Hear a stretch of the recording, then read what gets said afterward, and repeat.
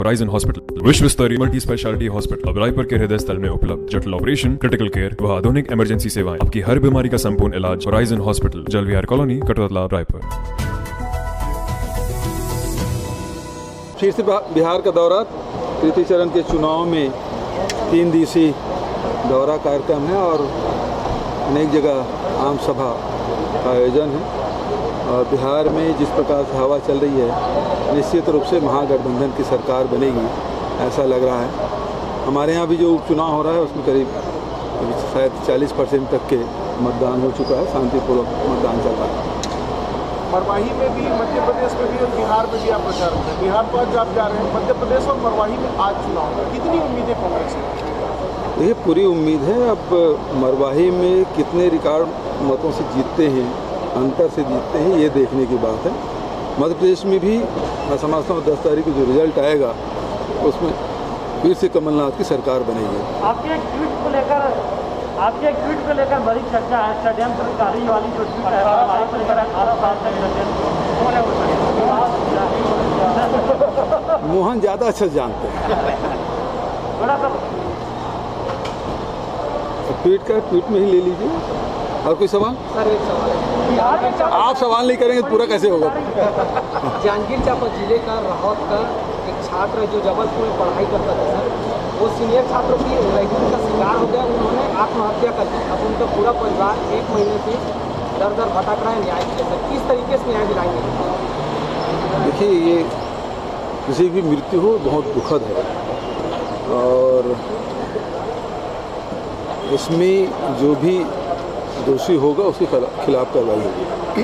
Sir आप बिहार में नवंबर 1 होने जा रही है। देखिए, एक तरफ महागठबंधन है जिसका नेतृत्व तेजस्वी यादव जी कर रहे हैं, दूसरी तरफ ठगबंधन है जिसमें नीतीश कुमार जी और चिराग पासवान हैं जो लगातार तलवार भांज रहे हैं, उसे आप सब देख रहे हैं। ये धान खरीदी की तारीख का ऐलान हो गया है, 1 दिसंबर से धान खरीदी होना, लेकिन विपक्ष अब भी कह रहे हैं कि नवंबर से शुरू होना चाहिए धान खरीदी। देखिए, जिसको राजनीति करना हो उसके लिए उसे कुछ नहीं कहा जा सकता।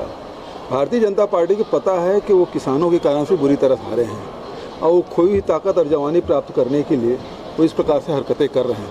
जबकि हकीकत ये है कि पूरे देश में कोरोना के कारण से बहुत सारे उद्योग बंद थे, जिसमें जूट मिल भी बंद रहा है।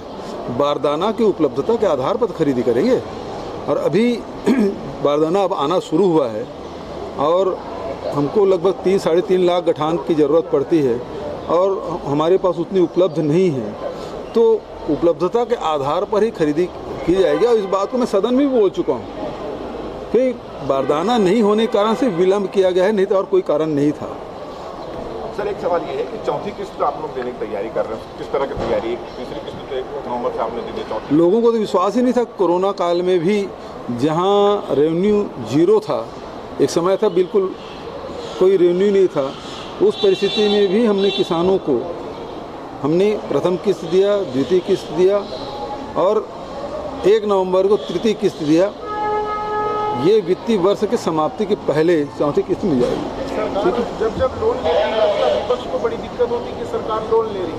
एक बार फिर से ये बयान आया कि 1 सप्ताह में दूसरी बार सरकार लोन ले रही, तो कहाँ ले जा रही अर्थव्यवस्था को? क्या कहना चाहेंगे? जीएसटी जिन राज्यों में उत्पादक राज्य है, जीएसटी की जो भरपाई है उसे केंद्र सरकार 2022 तक करने का फैसला किया। आज के तारीख तक के हमारा जीएसटी केंद्र सरकार से हमको मिलना था, जो अंतर की राशि वो 4000 करोड़ है। अभी तक केवल 350 करोड़ रुपये मिला। भारत सरकार कहती है लोन ले लो, तो वो हमारा पैसा है, उसमें भारत सरकार कहती है लोन ले लो।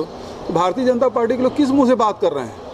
उन्हीं के शासित राज्यों में जाकर पता कर ले कि भारतीय जनता पार्टी शासित राज्यों में क्या स्थिति है। हमारे तो हर पैमाने पे हमारा परफॉर्मेंस टॉप में रहा है। सितंबर महीने में देखिए हमारा 24% ग्रोथ रहा है जीएसटी में। अभी अक्टूबर में देखें तो ऊपर भी हमारा 26% ग्रोथ के साथ हम टॉप में हैं। हमारा परफॉर्मेंस बहुत बढ़िया है। अब ये सारे पैसा केंद्र को जाना है, तो हमारे पास नहीं आएगा। 26% जो ग्रोथ है वो भारत सरकार के पास जाएगा, तो हमारे पैसे हमको नहीं लौटा रहे हैं।